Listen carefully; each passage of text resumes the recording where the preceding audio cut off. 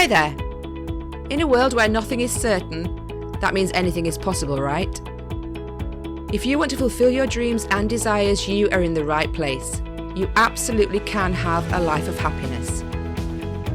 Everyone deserves an abundance of love, laughter, success, health, and wealth. I'm Tara Chadzakis, and you're listening to the Happy, Inspired, Motivated podcast. The show that brings you meditation, mindset, and motivation. So start by giving yourself permission to be awesome.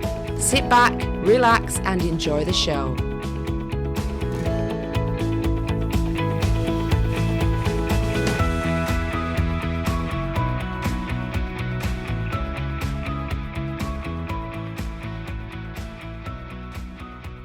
Hi, and welcome to this episode of Happy, Inspired, Motivated. Today, I am joined by Kahn, and she is the CEO of SELLect Sales Development. She's also the author of Myth Shift, Challenging the Truths that Sabotage Success, and the co-host of the Smarter Sales Show podcast. Merit is a certified emotional intelligence coach and a certified speaking professional. Since 1998, Merit has worked with salespeople, entrepreneurs, professionals, and sales teams, teaching them how to stop selling and start getting selected by their clients. Her Sales SWOT on steroids has helped countless business owners know exactly where to begin to create long-lasting change and consistent growth. In her free time, she is a stand-up comedian and also loves being in the outdoors in the beautiful place that she lives in the US. Merit talks about how she started working with SELLect Sales Development, how it was started by a friend of hers who sadly passed away, and Merit took over the role of CEO in that business. She also dives into the three pillars, really, of her SELLect sales methodology, which is mindset, mechanics, and motion. And she goes into a bit more detail about how those work for businesses and how she helps people get selected by their clients within their industry. So let me introduce Merit to you. Hi, Merit, and welcome to Happy, Inspired, Motivated. How are you today? I am feeling happy, inspired, and motivated, Tara. So let's do it. That sounds awesome. You're in the right place for that then. I love that. That's great. So tell me, you're based in Denver, Colorado. Right. Okay. Yes. And what do you like about living there? What's the best thing?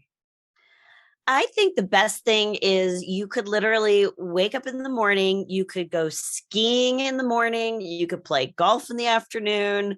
I mean, I shouldn't say this because we really don't want anybody else moving here, but it's a great place to be, really outdoors and active. And I love the people here. I just love it. So you have snow on the mountains, I'm guessing, and then it's sunnier down at the bottom.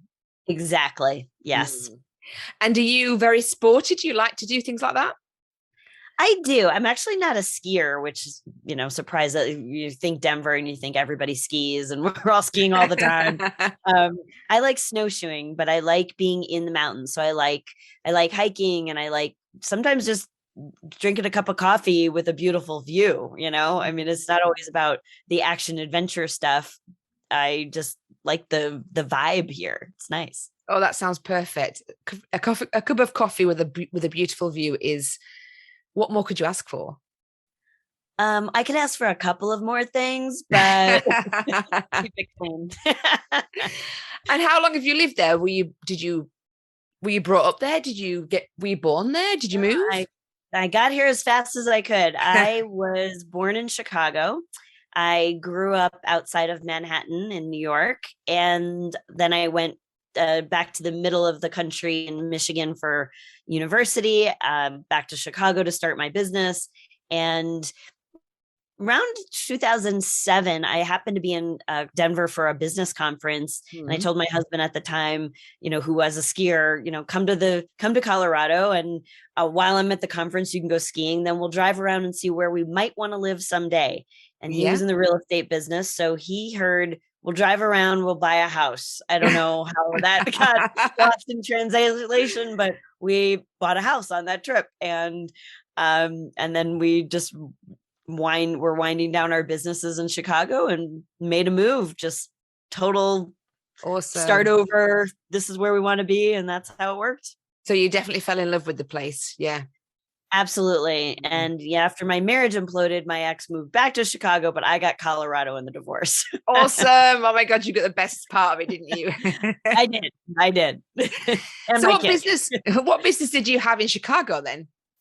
I had a similar business to what I have now, is a sales management, training, coaching, consulting business. We Yeah. had a training center. I had some business partners in that venture, and we had a business model where people came to our training center every week. They got the next piece of the puzzle. We did coaching in our office, and I was really wanting something a little bit different. At that point in my business, I had done a lot of speaking, keynotes, conferences, corporate events, really to grow my training, coaching, consulting business. And I really liked the speaking as a revenue stream, as a deliverable in and of itself. So I wanted to break out of that business partnership that I was in, and really build more of a speaking model business, which is what I did when I came out to Colorado. And Colorado is a great place for that because it's easy to fly to both coasts from here. And so I really was more flying around, do my thing at a conference, fly back. So I didn't have a training center anymore. I worked from home. It was a much different business model, but I liked it. Is that when you started working with the company that you're with now, or did that come along later? That came a little bit later. So 2008 to really 2020, right, was really more of a business model, consulting business. Yeah. And that I did under a different brand.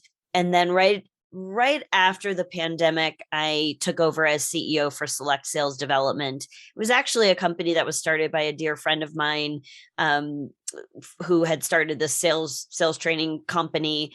And she unfortunately passed away far too young in her life. And I was really impressed by all of the materials and content that she had created. And the family had asked me, and I stepped in after she had passed to take care of some of her clients. And they asked me, would I keep the legacy alive and keep her brand alive? And at that point, I had my own training content. I had my own methodology. So I cleared the desk, and I made every piece of content audition to be back into the program. And so I looked at everything she had and everything that I had, and I took the best of what we both had and I merged it.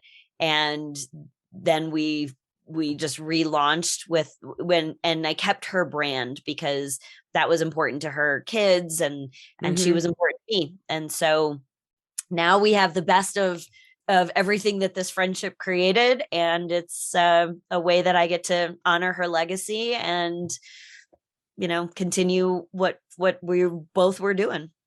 That's beautiful. So you're working with, I do like the tagline. So stop selling and get SELLected. That's really cool. I like that.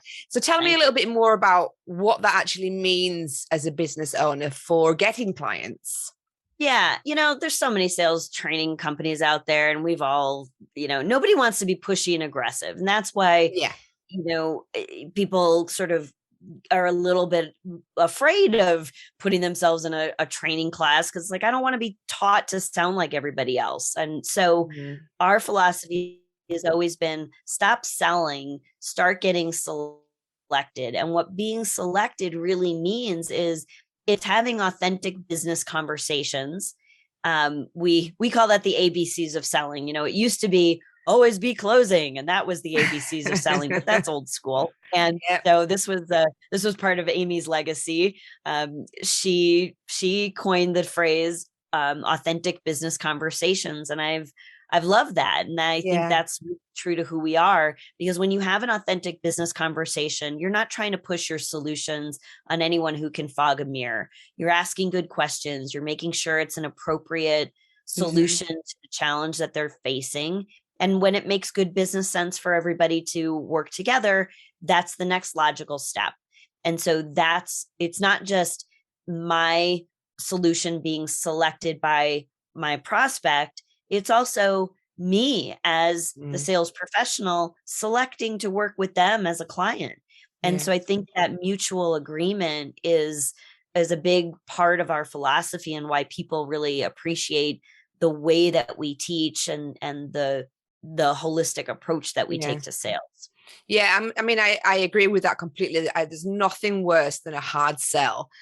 I've been on calls with people before and had that done to me, and it just puts me off completely. It really turns me off. Yeah, and and like you say about, it's the client selecting you but it's also you as well. And I sort of think of when I'm having a call with somebody who's a possible prospect, a possible client, it has to be a perfect fit for what they want, because otherwise, if I manage to sell to them and it's not right for them, then I'm doing them a disservice. And it's also going to be really hard work going through my coaching if they're not the client for me. Exactly. It's not a win-win situation at all. So yeah, I love that you do that with your business owners, and you help teach them do that. So I know that you have you work on mindset, mechanics, and something called motion. Can you just tell us a bit more about those three things as part of the training that you do? Yeah. Most people, when they think about sales training, they want to learn, what do I say to close a deal? What do I say on the phone? What do I say to introduce myself? And that's a great part of it. We consider that the mechanics of selling. You want to know what to say. Yeah. But it's bookended by two other really important things that will impact the mechanics of selling. And if you don't understand how they work, then you're at the mercy of being sabotaged by them. And so mindset is the first piece, and that's really about what you think. So there's, what I like to say now is that the first step to a closed deal is always an open mind. And because what I noticed was I could teach you all the greatest things to say on a sales call, but if you were talking to somebody who already knew that they were buying from your competition, or who already knew that they wanted to do it themselves, they were just picking your brain for information, you were talking to a brick wall. There was no possibility of doing that business. So it didn't matter how great you were at the sales, at what to say. So the first step to a closed deal is always an open mind. And the mindset piece is, are you open to a new possibility? And you have to ask yourself that, and you have to ask your prospect, have you already decided it can't get any better? Or are you open to a new possibility? And how can we explore that? So that's the first piece. And then you get into the mechanics of selling and what you say, but being in motion is about what you do. Because again, you could have all the greatest words, but if you're not out there sharing them, if you don't know how many people it takes to put in your pipeline for you, or how many people you want to market to, or how many conversations you need to have before you close the deal, you're probably not doing enough activity to reach the goals that you have. So being in motion is understanding what are your goals, understanding what's the mix of activities to reach those goals, and executing it. And what kind of clients do you have? Do you work with service-based industries, or are you more into like retail industries? What kind of people work with you the most? Yeah, our qualifiers are, if you sell something that's complex, creative, or requires a consultation, those are our best fit opportunities. So we work with manufacturing companies, right? That's a complex sale. We work with service industries because those are oftentimes creative and highly custom. Those are kinds, but I would say if you could, click here, buy now, that's not our customer. If you're in a highly commoditized business and it's a one-click close. But I think when the only thing that's really, and the other thing is that's unique to our customers is we're definitely not the cheapest training company in town. So they need to have bigger dollars, they have to have some good margins in their industry. And oftentimes one more sale over the course of the year pays for us, but they have to have that mindset that they could close one more sale or move a sales cycle from 10 months to 6 months. And if you Yeah. can do that, now you can sell more just by virtue of that. And I think the other thing is that our clients are in growth industries. Or they're adding salespeople to their team. We help a lot with, building a process to get new salespeople up to speed quickly and help them hire the right people. So those are some of the things too. Okay. Yeah. Like, those kind of industries there's many people involved, whereas for example, my business is just me. So it's a one-to-one kind of relationship. Whereas I guess those kind of things, you've got sales teams involved more than anything else, haven't you? Yeah. I mean, most of our companies, I would say bring us on because they have a sales team. Their sales manager is really frustrated. They're overworked. They need a little, extra support. Yeah. They view us as like their best kept secret. But we actually do work with a lot of entrepreneurs because we have some ways to group them together. So they get more economies of scale it'd be very expensive to work with me one-on-one as an entrepreneur. I have done that with people, but it's not a solution that works for everybody. Yeah. So we have some virtual programs. We're actually really working hard to get our digital store up and running. So there's a lot more do-it-your courses and things that you'll go through the material on your own time, but then you'll come to get sort of live interaction coaching, because that's a problem I have. I don't know if you feel like this, but certainly during the pandemic, we were all that we had to do was online courses. And Yeah. everybody gravitated to these online programs, but I got frustrated because I wasn't sure I was doing it right. Or, I would do an exercise and I'm like, I really want somebody's eyes on this. Like, did I nail it? Can I tweak it? Is it better? Yeah. And I liked the programs that always had that component where maybe it was communicating I could ask a question in a Facebook group, or there was a way to come together. So we're actually reimagining some of the ways that we've worked to expand that so that we can serve more people that could really use our programs, but don't really want to make the investment of working one-on-one with a coach. Yeah, I completely agree with you. All the courses that I've done, I mean, I did loads in lockdown as well, because like you said, it was the only thing to do. Right. But there's nothing worse than having a question or not understanding something. And also like accountability as well, because it's quite easy, these kind of self-learning courses, to be like, yeah, well, I'll do it in so many months, and then it turns into 6 months, and then you don't get things done, or you miss a bit because you don't really like that bit, so you skip on to the next part.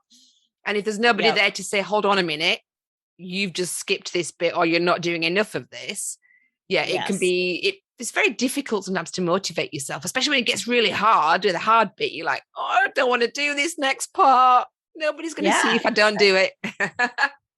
Exactly. Yeah, we have when people want to do training and learn a little bit more, like what to say in the sales process, they're sometimes surprised that I take them back a step and I say, okay, we've got a jumpstart sort of program. There's 9 things you need to have in place before we do anything else. And if we start with teaching you how to get budget and understand the decision-making process, like, you won't have a place to apply that knowledge until we do these 9 things. Like, you need to be clear on your goals, not just your revenue goals, but your personal goals, because sometimes if those are out of whack, like, you can't want to take 3 months vacation and triple your income at the same time. Like, let's maybe not maybe that's, I don't want to say it's not possible, but let's make sure we're not creating goals that are in opposition. You need your top 100 prospect list. You need to know who your ideal target is. You need to know what your little elevator pitch is. Like, you need these certain things. You need to clearly define your offers, how you position yourself, why people buy those, need those solutions. And when we get those 9 things set, and to your point, it's like, we're trying to figure out how to have people graduate from that piece of the program. Like, you need to do this first. And when you graduate, we're going to celebrate, but you need to show us, prove to us that you've got these pieces done. And then you can graduate to the next more advanced part of the program. But that's, I think, you can move through that as fast as you want. You want to take a weekend, go through all of those things, knock it out. Fantastic. You want to do that over a 6-month period of time and take on a couple things a month. Fantastic. You work at your own pace, but you got to do those things first. Oh yeah. It's definitely easy to just, especially if you're wanting to learn more about sales and how to approach people and go into that kind of avenue. It's really easy just to skip to that bit, because that's the information you want. And I've done the other stuff before. It's fine. I know what I'm talking about. But yeah, if you're being guided through it and you have to do it, that's when you have to do more of the work, isn't it? So it is. And some people don't want to. So no, but they would be a good match for us. I'm just as guilty of doing things like that. I want to get to the meaty part.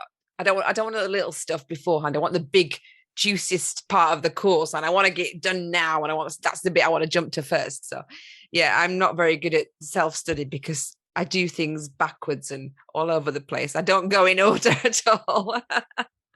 Fair. And you also have something about Sales SWOT on steroids. What's that all about? Yeah.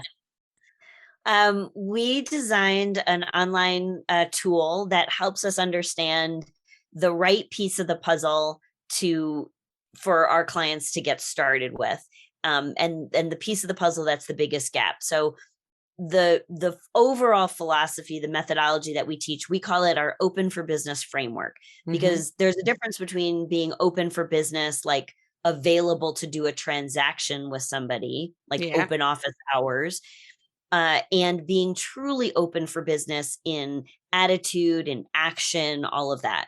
So our whole training program, that advanced part, is based in mindset, mechanics, and motion. And so this SWOT on steroids helps you identify the strengths and the opportunities in those 3 buckets.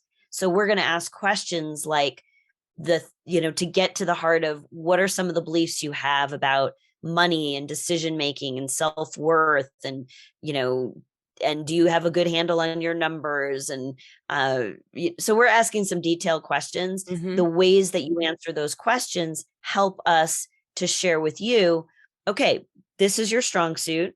This is the area you want to put some focus on. If we worked with you, it would be, like this. But there's certainly other ways that you can attack this. And so people leave that SWOT analysis, takes about 6 or 7 minutes to fill out the online tool.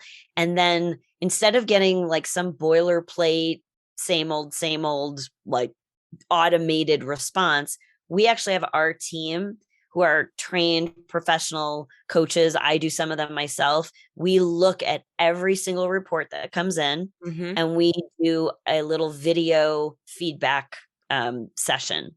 So you actually get 100% custom. Like, I talk to you, Tara. Right, so cool. And say, this is exactly what I see. These are my recommendations. Now, if it's somebody that we think, we could really be a good match for, then we might give some additional insight or say, hey, why don't you book some time on my schedule? Let's actually talk this through in real time. And if, there are certain things that you might answer on that tool that would indicate to us that we're not a match, maybe you're not ready for our level of the way that we work, then we'll give you that individual feedback anyway. And we've gotten absolutely. Hold on a minute. I've lost you. And everybody's experience, because it's different. It's unique. Oh, sorry. I don't know what happened. Hold on a minute. You've Doesn't just look frozen. like I'm lost. No, I didn't lose you. I mean, you froze. Uh-oh. All right. Just sorry. Okay. Am I back? Sorry. Yeah, no, I was just saying, like, everybody really loves the experience. It's not it's not an off the shelf experience. So is that something my listeners could look into? Is that something that's easily accessible on your website? Is that a paid service, or is that, how does that Yeah, work for people? we have charged for it. We certainly could charge a lot more for it. But when I do, so I'm gonna tell you how to get to the version that's free, and Okay. that is if you go to meritkahn.com, meritkahn.com/podcast. And on that page, there will be a link that will take you to the Select Sales SWOT on steroids. It's a mouthful. Go ahead and do the assessment. And then that will trigger someone from our team to look at your analysis and provide feedback. Usually it takes us 48 hours. Sometimes it takes us 3 days if we're really backed up, but we usually get to those pretty quickly. And that's a great way. And there's always a let's talk button on my website. So feel free to just grab some time on my calendar. If I've said something today that sparks you and you'd like to talk more specifically about it, I'm always open to that. That's awesome. So I'm going to put the link to that in the show notes anyway. So that was the meritkahn.com/podcast. Yes. Okay. And then they can have their sales SWOT analysis on steroids for their business. That's so cool. Yeah. And I really love the fact that you do like a little video feedback. I'm gonna have to start doing that. I really like that idea. It's really cool. It's not last forever, and we won't always be able to offer that. Someday we're going to be too busy to do that, but for right now, I can say yes, that will be the personalized approach. I think we'll always offer that just because that's what makes it special. Yeah. And I want this to be a good experience because it's somebody's first experience. I think that's important. The other thing that going through that process with us helps our entrepreneurs and our companies that your listeners is just use a tool like this in my business. Is this, what other ways could I serve people who might be good clients of mine? How can I give them a really good personal feel experience with me right out of the gate? And so maybe you do something similar. So as you're going through the process, kind of break it down for yourself and see if that's something you want to model in your own business. I think that's just another layer of learning, because I do that. I'm always interested in how other people are getting people. How do they do their lead magnets and what's working and how did I feel when I filled out their form? And I think you learn a lot just by going through that. Awesome. So if my audience want to get in touch with you, the best place is through your website, meritkahn.com. Yep. Okay, perfect. So I'll put that in there. And also you have obviously a podcast because it's /podcast. What's your podcast called, Merit? Well, we're not currently recording any new episodes in this moment. We might regroup on that, but the podcast is still out there. It's called The Smarter Sales Show. And I have a co-host, the lovely Julie Holmes, also a UK resident. Oh, nice. So we were an international podcast. But she's an expert in technology. So we always talked about the tech and technique to sell more and stress less. So we would take a sales challenge and bring both a technology solution and a technique solution to that issue. That's really cool. I love that. So I'll put the link to that in as well. They'll have a link to it anyway, won't they? Because it's on the podcast. So perfect. Yeah. So it's 9:30 where you are right now. Yes, what are you going to do for the rest of the day? I've got a couple of emotional intelligence coaching calls that I'm doing for a company where I work with their leadership team of 55 executives, and I do emotional intelligence work with all of them. So that's exciting. Wow. What else do I have? I have some content. I'm going to be writing writing a new program, and I've got some time blocked on my calendar that gets me excited. I love when I get to play in the content space. So I'll be doing some creative things today. And what else? I don't know. We'll see what else comes up. Anything good for me time apart from work? Oh, me time? Oh gosh, what do I do? Dinner with my dad. It's Wednesday, and I always have dinner with my father on Wednesday. Oh, that's so good. Are you cooking or is he cooking? Or are you going out? We order in Because combination. We like each other, and neither one of us is a good cook, so together. Well, thank you so much for joining me this morning. I really appreciate it. And I hope you have a fabulous rest of your day, Merit. Well, thank you, Tara. It was a pleasure.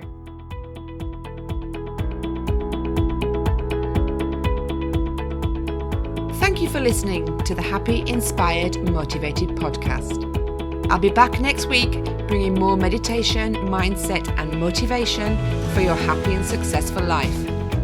To find out more about our community, go to tarachatzakis.com/happy, inspired, motivated.